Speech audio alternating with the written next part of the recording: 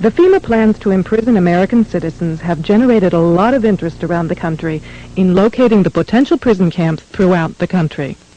These may be facilities currently being used as prisons, such as those you saw earlier, or prisons that are being built supposedly in the name of the war on drugs, or facilities that have other uses but which could be quickly used to detain large numbers of people, such as this Amtrak facility in Beech Grove, Indiana.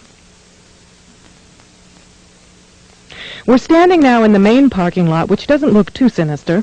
At this level, it is a very large parking lot, fenced on all sides by fence topped by barbed wire. It also has these electronically operated turnstiles.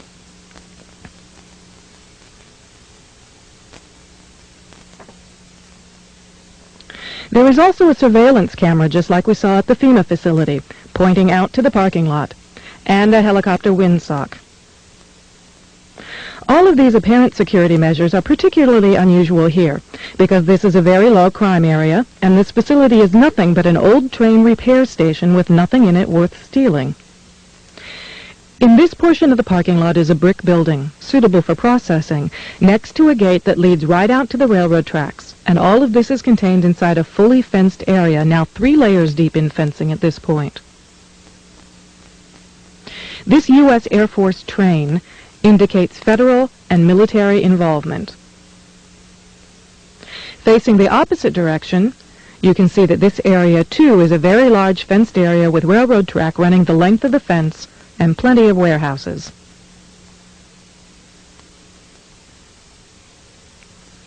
This facility was supposed to have closed in June of 1993, yet instead several $1 million in federal funds have been spent on supposed renovations over the past 2 years. Helicopter windsocks and markers are evident throughout the property.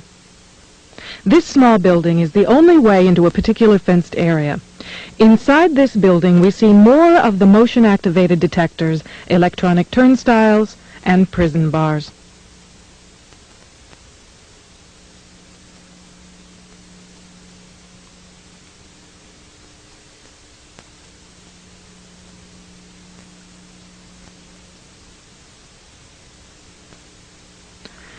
All of the renovations to this property have involved putting in new fencing, electronic turnstiles, concrete flooring in unused warehouse buildings, and putting in large gas furnaces on buildings that were never heated any time in the past 20 years.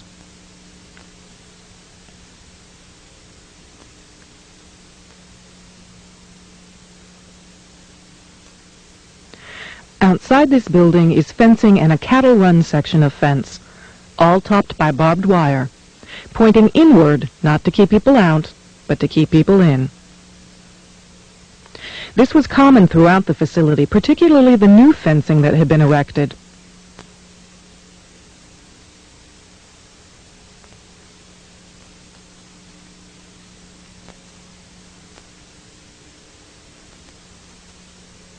Inside the fenced area on the other side of the building, you'll see signs that say Red Zone, right up next to the railroad tracks that run the length of the fenced area.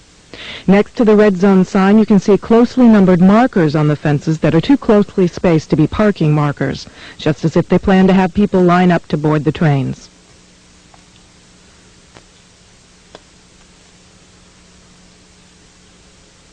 Here's a helicopter marker on the power lines outside the facility, indicating expected helicopter traffic, and again, another tall radio antenna.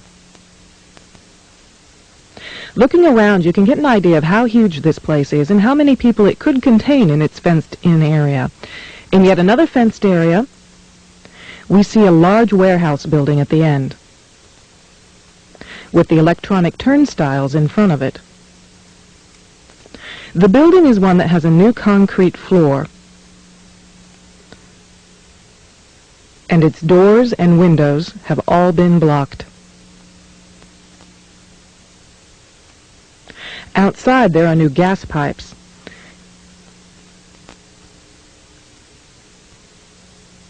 Even as we were filming, a black helicopter flew over us, observing what we were doing, which has happened many times when we have been at the facility.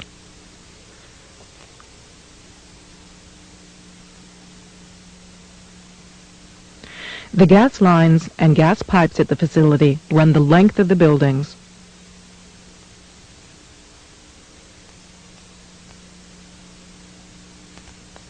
And come out at some very, very large brand new furnaces that have been installed at the buildings throughout the facility.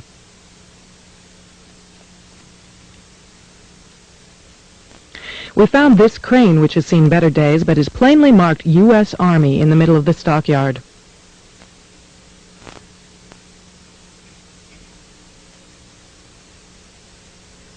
We found other fully working military trucks and equipment here at other times.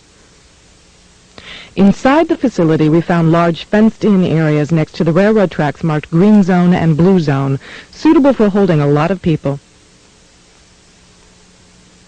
Many of the old warehouse buildings have had new concrete floors put into them.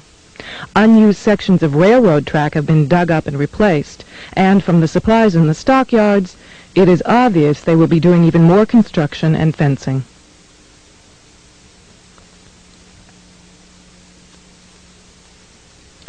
Senator Lugar of Indiana recently obtained more federal funding to renovate this facility, which is supposedly only for the repair of broken trains and where most of the buildings on the property haven't been used for years.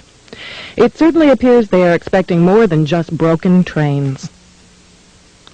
This tower, overlooking the entire facility at one end of the facility along the railroad tracks, also has a radio antenna on it with a ladder up inside of it. It would make an excellent watchtower.